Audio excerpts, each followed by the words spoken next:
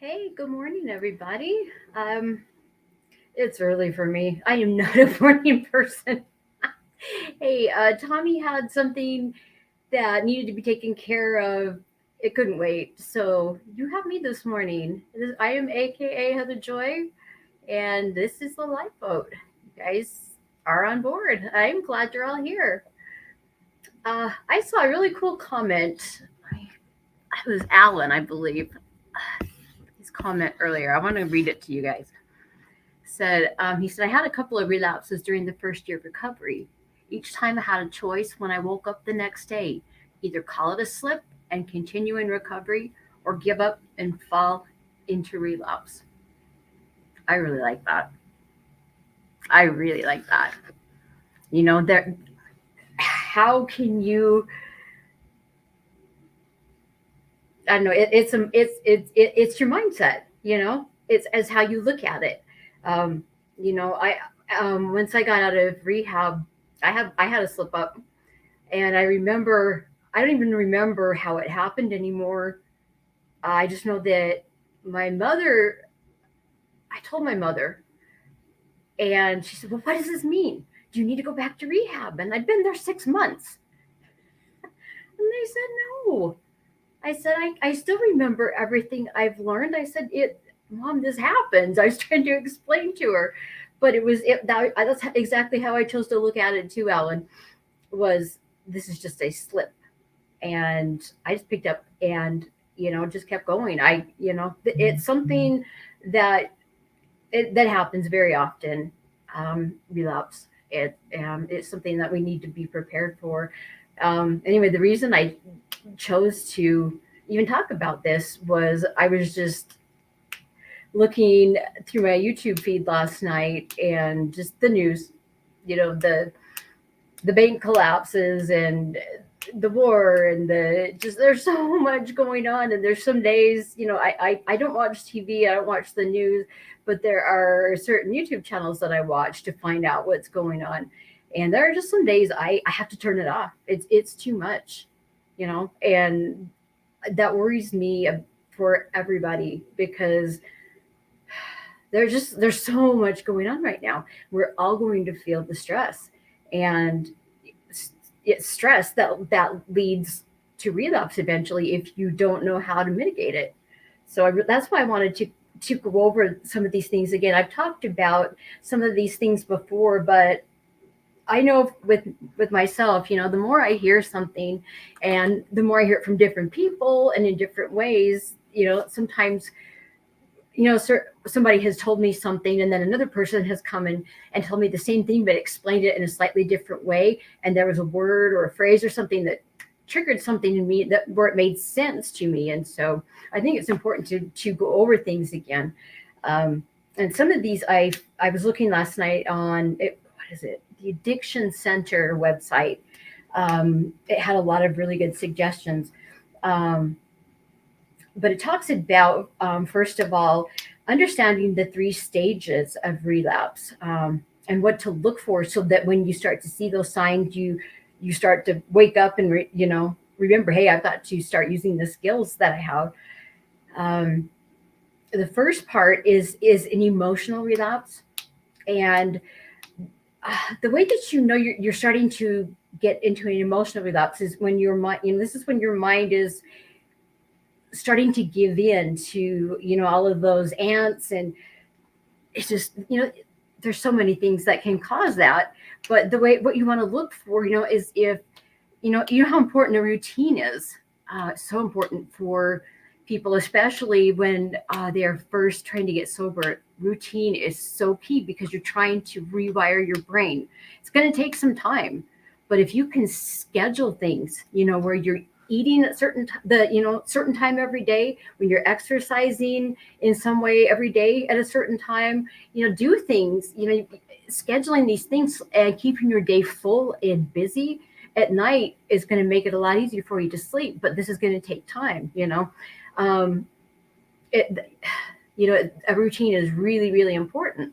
um, so if you're starting to forget your routine, you're starting to not put importance on it, that's a good sign. If you just find yourself all of a sudden just incredibly irritable about something, or you find you're overreacting, or overly emotional, or you're crying a lot. These are all signs that there's something not right. Those are really good signs to look for.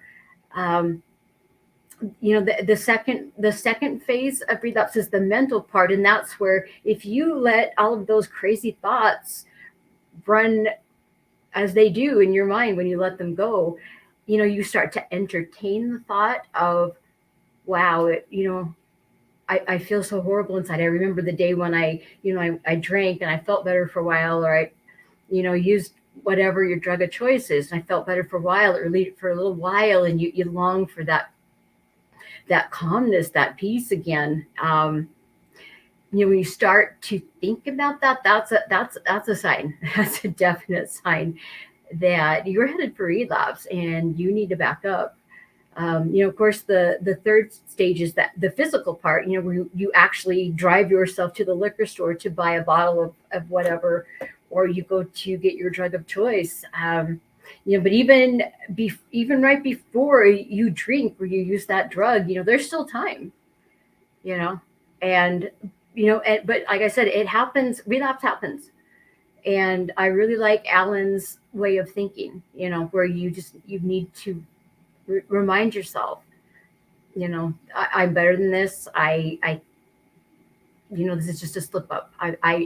If you fall into that, oh, I completely screwed up. Why even bother again? And you fall just, head first into your addiction again. That's not good.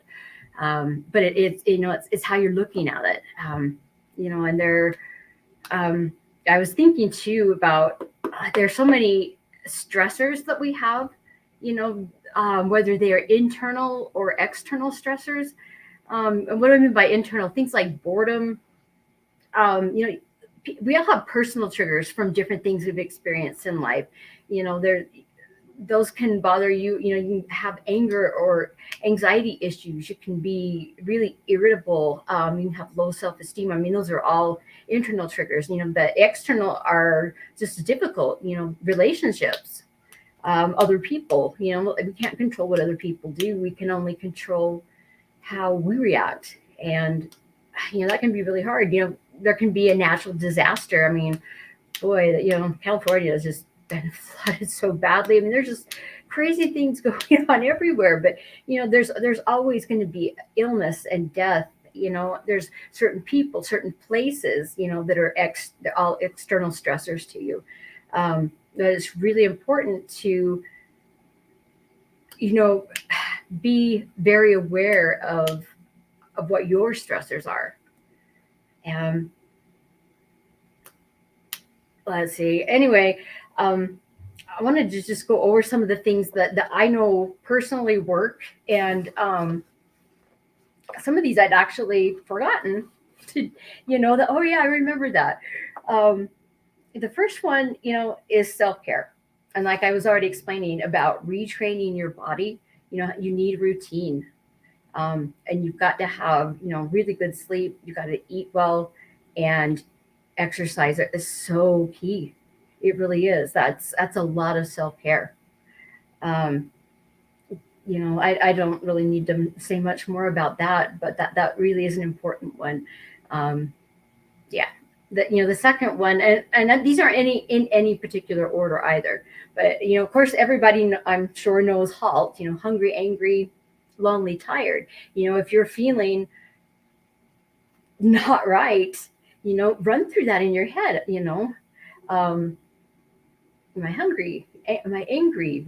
Lonely, tired? You just go run through that in your head, and if you don't know, try to take care of one of those needs and see if you feel better. If not, take care of another one. But that's something to think about. And the third one, it's mindfulness meditation. It's kind of a broad area. But I was reading about some research that had been done a couple of years back, and they were looking at the success rates of people that had been through recovery, like they'd gone to a boy, I'm sorry, guys, it's early.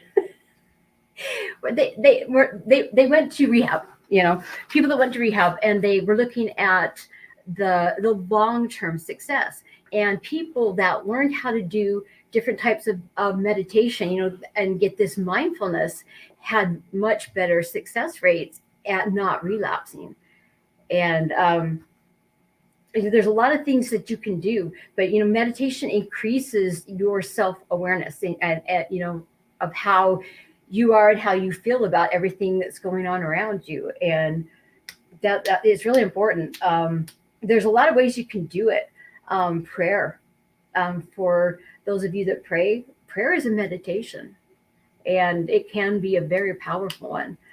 Another one is using mantras, and I do this when I go running, especially if I'm really stressed about something or upset about something. I'll get into my head the things that I want to reinforce in my mind while I'm running, and I will, like, every two steps I take, it's I'll be running, and I can do this. And I can't even think right now, but I'll run through, like, I'll give myself four things, like, I am good enough for this. I have the skills for this. I am strong enough for this. I can do this. But I usually do about four, and I'll just repeat them through my mind. And there's something about thinking about those with my feet hitting that pavement that just, it really reinforces it. But that's one way you can do it. But a lot of people will sit still and quiet and close their eyes and run through those mantras in their heads. But that's another form of meditation. Another thing I really like is guided meditations, and there are some really good ones on YouTube. What is that gentleman's name? There's one guy that just does an incredible job, and he's studied the science of it and everything, and he does these retreats, which there's no way I can afford them, but it's really cool. But he does have a lot of, when I think of his name, I'll tell you. But what you want to look for if you want a guided meditation on YouTube, I would say just looking, put in the search, sorry guys, put in the search, what is it, heart and mind coherence guided meditation. Because it's amazing if you can get into it, and it takes a while. I would choose a shorter one to start with, because that kind of meditation takes time, and you have to build up to it to be able to stay in that state in your head. But the heart and mind coherence, when you make that work, what that's doing is trying to bring the feelings in your heart chakra and the thoughts up here, in your top chakra, and bringing those more together, so that your actions, your thoughts, your speech reflects what you have in your heart.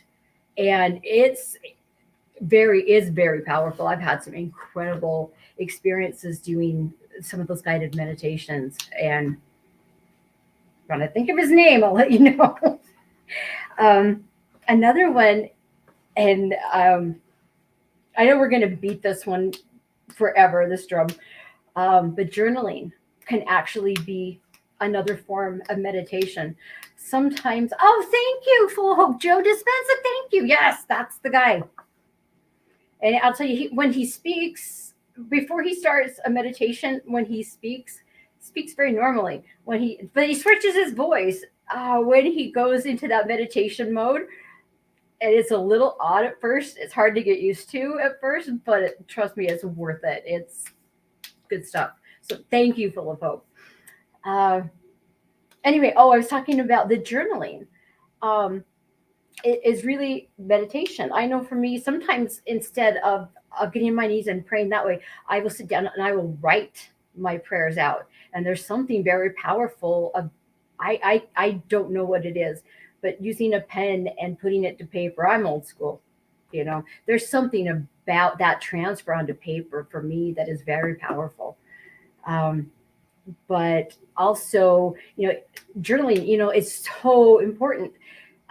If you can track your daily activities and the thoughts and the feelings that go with them, and you do that every day, that's a good way to start to get to know your triggers and the things that bother you the most.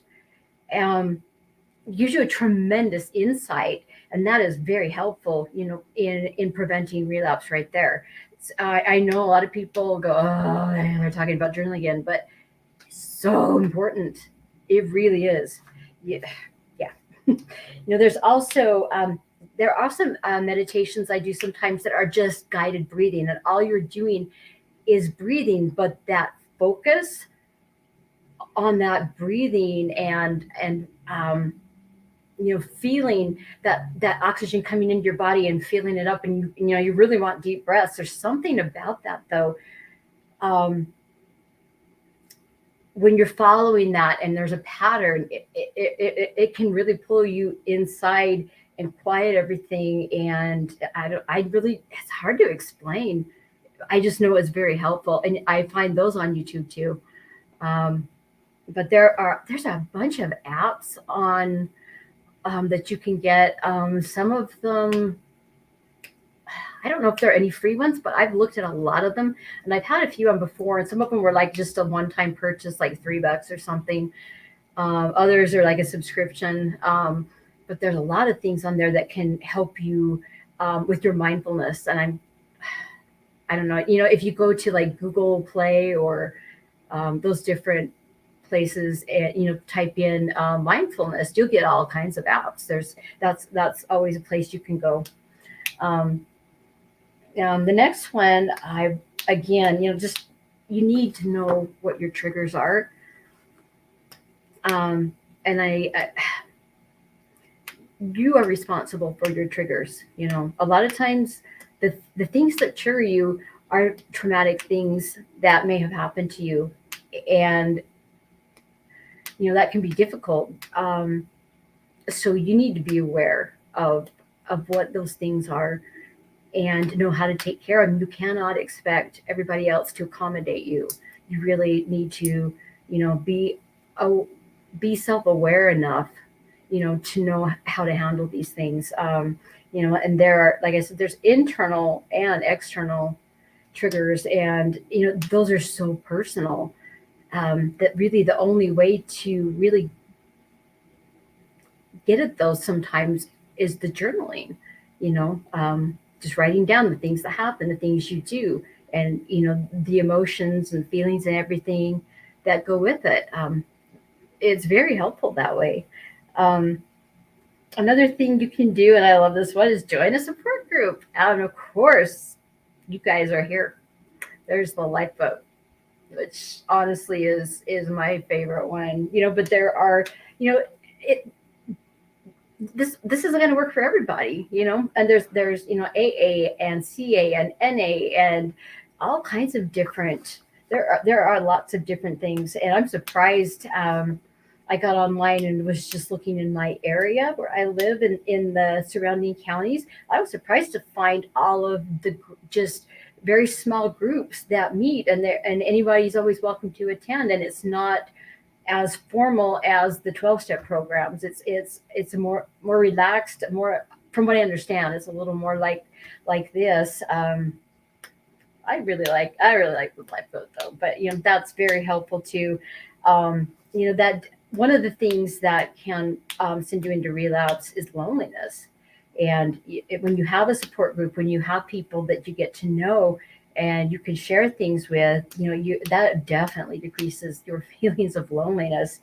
It's also a very good place to work on your communication skills. Addicts suck at communication most of the time. Um, so that's a good place to do it. And it's a good place to share. There's something very powerful when you get to the point where you're strong enough to tell people your experiences, and tell other people, this is what I did, this is what happened to me, these are, my experiences with my addiction, and this is what has helped. I mean, it's very powerful for you personally to be able to get that out. Makes you feel better, even though I'll tell you, some of the things I've done are extremely shameful. And but I'd much rather have it out and be honest about it than to get sucked back into that world of lies.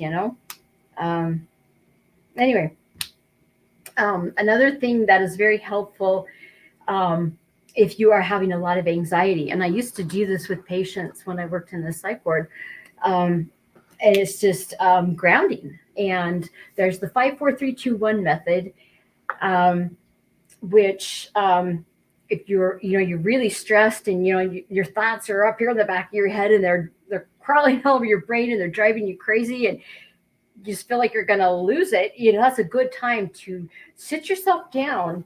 um, let's see, it's 5 4 3 2, and the fifth thing would be, okay, look around the room and name 5 things that you can see.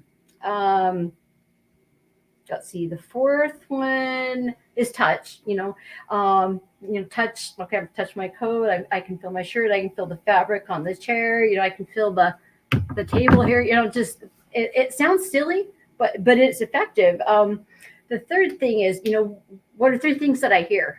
Right now I hear this stupid noisy fridge over here in the corner making noise, and every 10 minutes there's a security guard that walks by this door and slams this exit door. Ah, yeah. Anyway, but see, it's what that's doing is, you know, helping take all of these emotions and feelings and quieting them down by moving everything to the frontal cortex here, where you can think about things rationally. And doing this activity really will ground you, bring you back to yourself, instead of letting your mind wander with all those crazy thoughts. And let's see, number two, the two is, let me think, smell. What are 2 things that I can smell? I can't smell anything today. The first one, what is one thing I can taste?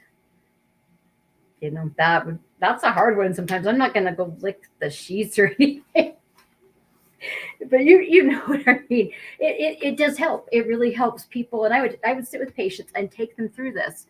And sometimes we have to repeat it a couple of times, but it that helps. And also, um, deep breathing, the box breathing, the 4 by 4 breathing. I don't. I've heard it called many things, um, but it's really easy to do, and you can do this anywhere. Nobody needs to know what's going on with you. If you're panicking inside for some reason, just sitting up straight and taking a very deep breath in through your nose, and you count 1 2 3 4, and then you hold it for a few seconds. And when you're taking that breath in, I forgot, did I mention you need to go breathe it in through your nose, you hold it, and then breathe it out for 4 counts through your mouth. And you keep doing that, and there's something about that. They have discovered that deep breathing, I mean, when you can feel your diaphragm really expanding and contracting, and you're getting that oxygen into your body, it releases neurotransmitters like dopamine and serotonin, um, endorphins. Trying to think of the other hormones, but it really can help you calm down and make you feel better. Also brings a lot of oxygen into your body, which you need, which it helps wake up your body, helps you feel better. It's actually something I have discovered works really well with fibromyalgia pain at times too. Is this deep breathing? It can really help. Um, let's see. Let's put up my notes here. Um, let's see. There are a lot of apps too on that you can get on your phone for breathing. Again, I think I have the Wim Hof one on mine. I think that was like a one-time purchase or something, but just breathing exercises. Put that into the search and see what pops up, if that's something that might help you. So I find that those are helpful. And again, a lot of the times those mindfulness ones also have the breathing exercises on them. The next one is your emergency list, your 5 contacts. That's a really important one, because a lot of times, when you are stressed about something, and and you're experiencing a lot of emotions, that's coming from back here, more in the midbrain, kind of in the hypothalamus area, and that's all emotion. There's no logic, there's no reason a lot of the time. um, Talking forces you to move all of these crazy emotions and thoughts, and it moves it up here to this frontal cortex. This area of your brain is your adult brain. It's your rational brain. Um, that when you talk, you know, you it pulls it here, and as you're talking, you start to make sense of everything, and you start to figure out, okay, that's what I'm feeling, and this is why. And I mean, it's funny, a lot of times when I'm upset and I need to talk to one of my people on my list, um, I'll just get on the phone and I say, hey, do you have a minute? And I just blah, blah, blah, this is what's going on, and I feel horrible, and but I start expressing everything that's going on, what I'm thinking and feeling. And it's really funny because during the time that I'm talking, I come to my own conclusion. I answer my own questions. I come to the conclusions that I need on my own by just hearing myself speak. But it takes that, and again, journaling can do that, and talking to somebody can do it, and it can really mitigate all that horrible, all those emotions, that anxiety and everything. Communication is so necessary, and it's so powerful for us as addicts. And it's so important to find someone who has been there, has had similar experiences, and knows, so you don't have to do so much explaining. It's just it's nice to have that sense of belonging, like you don't feel so weird. um, let's see, another one, and I've forgotten all about this one, and I don't know if I've ever had to do it, but I like the idea. And it's called play the tape through. If you're thinking about relapse, play the tape through. What I mean is play it in your mind from, drinking or using, all and everything that's going to happen all the way to the end. When I'm like, what are the short term effects that this is going to be? How is this going to affect me if I relapse? How's it going to affect my finances? How's it going to affect my family? But it's so individual for everybody. But if you play that tape through, watch it from beginning to end in your mind, a lot of times you remember all the reasons why you got sober in the first place and how important it really is. I really like that one. Um, I just thought of another one. I don't know if any of you guys are familiar with the Screw Tape Letters by C.S. Lewis. I had never heard of it until I was in rehab, and it was my counselor that suggested it. And I love C.S. Lewis. The Chronicles of Narnia, but he's also a Christian apologist, and he's written so many things on Christianity. And I wasn't familiar with the Screw Tape Letters. And what that is there's a demon that is in training. I'm trying to remember. I read it, but it's been so long ago.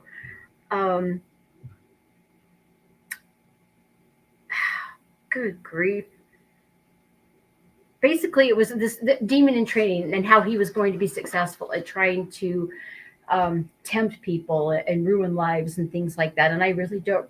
Boy, I'm sorry, guys, but my counselor made me read that book, and then he put me in that position. He said, I want you to play the demon, and I want you to write down everything that you will do, that you can possibly do to try and tempt Heather.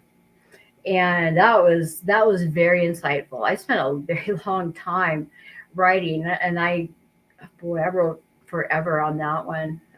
But it really helped me discover my own issues and personal triggers and things like that. It was very powerful. I'm going to get that book and reread it so I can actually explain it to you guys better, because it is very, very interesting.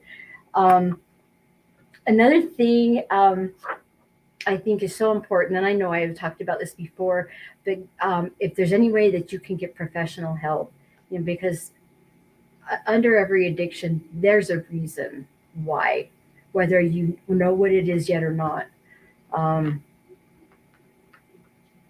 lot of times, traumatic things are repressed by your brain as protection, and it holds it from you until until you it's time to deal with it. Sooner or later, you're going to have to deal with it. And honestly, the better, the sooner the better. Just face it. It's not easy, but getting through it and getting over it, very helpful. But sometimes the professional help is very very good. I know with one of my therapists, I did a lot of cognitive behavioral therapy, um, and it was after he got to know me, he started to see patterns and things, and he'd point things out to me. He would give me writing assignments that would help me to see things more clearly a lot of the time, and it really helped me figure out what personal coping skills I needed. And there are some things I just wouldn't have figured out without the help of a therapist. There are also, I was really messed up from my childhood, with communication and boundaries. And I spent a long time doing a lot of reading self-help books, things about codependency and depression, in relationships, and communication, setting boundaries. Found those all of those things are extremely helpful too. Um, Workbooks are very helpful. If you like that thing, it's just there's something. There's not everything doesn't work for everybody, so just keep that in mind. The next thing that I find so helpful is my animals. I don't know what I'd do without my animals.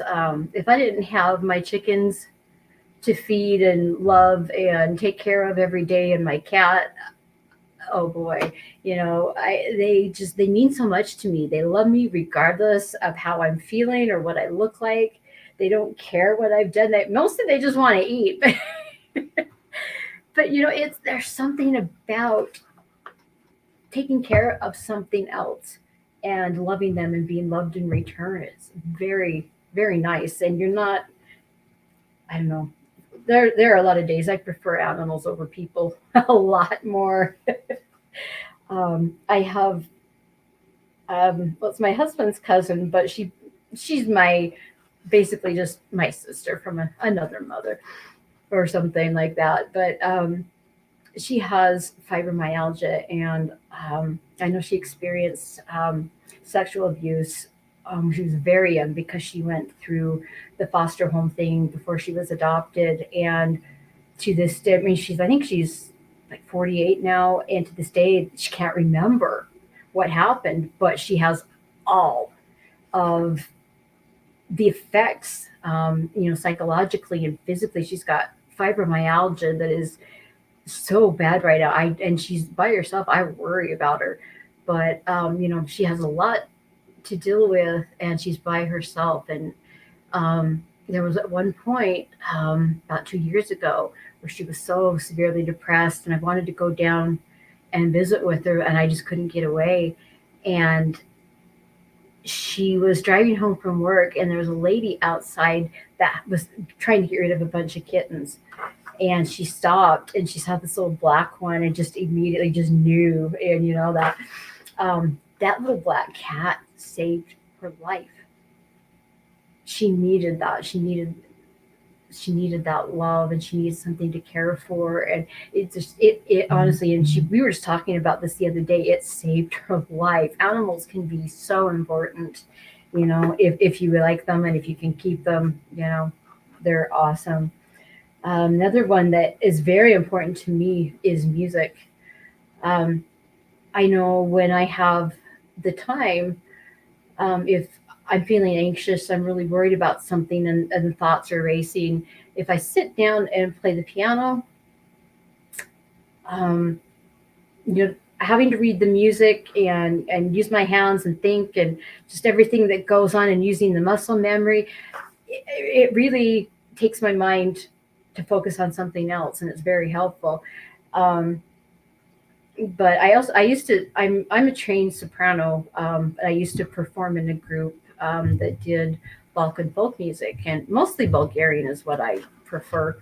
But I love the music, and even though I have a very rudimentary idea of what the songs even mean, it's really weird how I can remember every single word of every song that I've ever performed. Um, and when I am, in the car or I'm by myself and don't have time to play the piano, if I start singing, oh boy, it again, just I can slip into that part of my mind where it's just I remember all the joy I had with singing with that group and all the cool places we got to perform, and just I don't know, there's something about singing that really raises your vibrations. And especially it was really cool if you sing with a group and you sing with them often enough that you get to know each other better and feel each other better. And you when you if you sing all together, it takes time to reach that point, but there's a point where you all of a sudden everybody hits the perfect pitch, and five people can sound like 20, and everybody's vibrations rise and everybody's heart rates synchronize. It is the craziest thing, but I've experienced it and it feels incredible. But singing, and I sing all the time, just the way I am. But I find it very helpful in dealing with stress. Another thing that I find a lot of solace in, and I know my husband does too, is gardening. And I have a little garden at the house, and then we have a big garden out at the farm, and usually, and my husband usually does the farm one, and I take care of the one at home. But we both love that time, just our hands in the dirt and taking care of plants and trying to nurture things to grow. Very peaceful, and I don't, I don't know. There's just something about it if you enjoy it. Really good for you because you're out in the sunshine, you're out in the fresh air, you're just it's a good thing. Another thing, and I can't say this enough, is exercise. Our bodies were designed for movement, and our ancestors moved a heck of a lot more than we do. They had all kinds of manual labor they had to perform, and their bodies were built for that. Twisting and turning and lifting and getting up and down. That's what our bodies are supposed to do. And so much of the time now, we spend time in chairs, on couches, sitting in front of a screen. And sitting is like smoking, honestly, to your health. Really bad for you. We are meant to move. And my husband and I have decided, since we both run, both of us are going to try to run till the day we die, because we kind of take the philosophy of um, running is not going to kill you, but not running will. I don't know if that makes sense, but that's how we look at it. We were meant for movement. In fact, humans have a special tendon in us that no other animal on earth has. And it is made, I mean, it's there for us to run. We were born to run, and I used to not believe that. I used to hate to run. I hated it. Why do that? I would watch people run by all the time. I think you guys are nuts. But then I trying to find solutions for my fibromyalgia. For me, the running works better than anything else at keeping pain under control. But your body just works better when you exercise.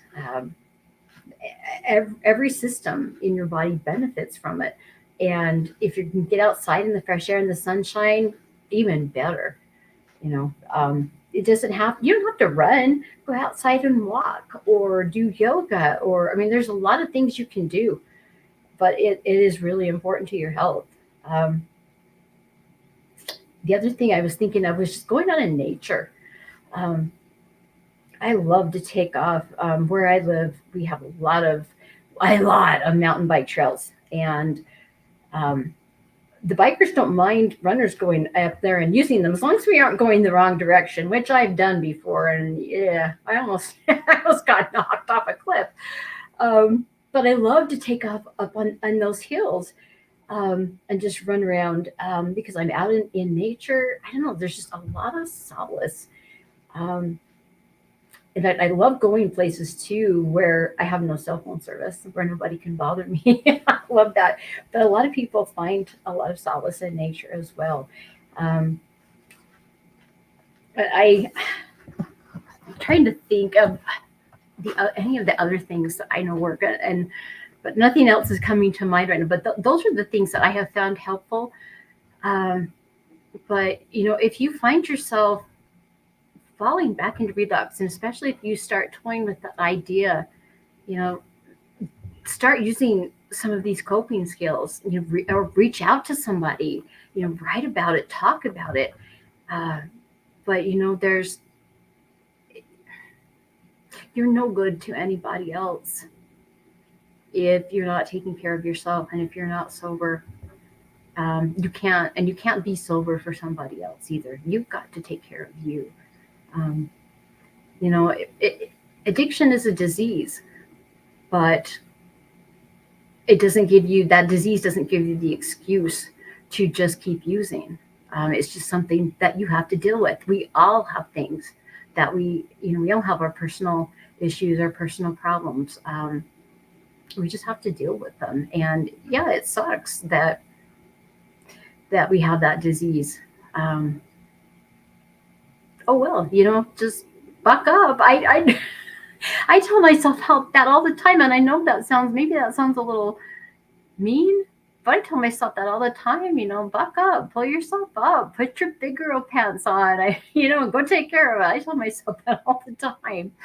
But please, if there's something, if you need help, please, if you don't have your five, work on that. We have the Facebook website groups too for emergencies. And if you're listening and you're just kind of lurking, and you really want some more connection, jump into the chat, and get to know some of the people here, because there are some incredible people. I love you guys. This is the best. This boat is just the best. I'm just so tickled. I wasn't even looking for it, and it really fell into my lap. But I'm so tickled to be here. Um, I'm going to look through chat here for a minute, see if there were any questions. Whoops, I didn't want to do that. Let's see. Um,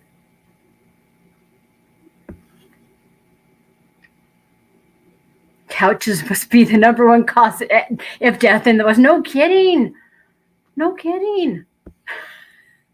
Our bodies are built for movement, and they are not built to be 400 pounds either. It's just, and we're seeing a lot of that.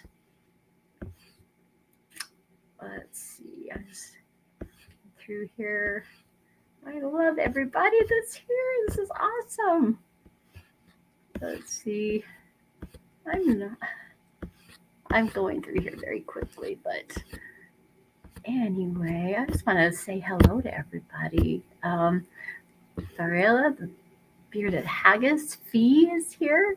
Cultivate kindness, full of hope. M. Hunt, Rick Smith. Good morning. Whoops, I'm touching things and they're coming up on the screen. Let's see. John Doe. Hey. Did I say? Oh yes, I said hello. Full of hope. Blue Dasselbug and Buddha. And let's see. Tommy's here. Tommy Bird. Joanna. Hey, Joanna. Let's see. I hope I'm not missing anybody.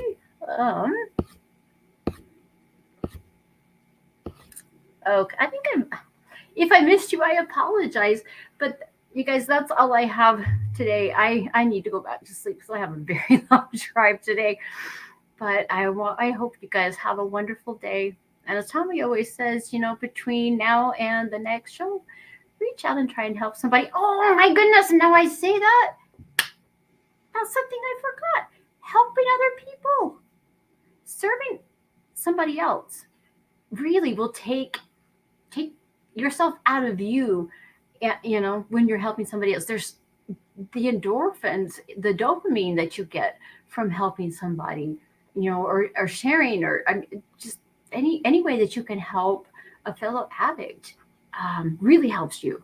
That's why I'm here doing this at 5 a.m. It helps me so much. That was the other thing. So, anyway, I hope you guys have a great day, and I will talk to you again soon. Bye bye.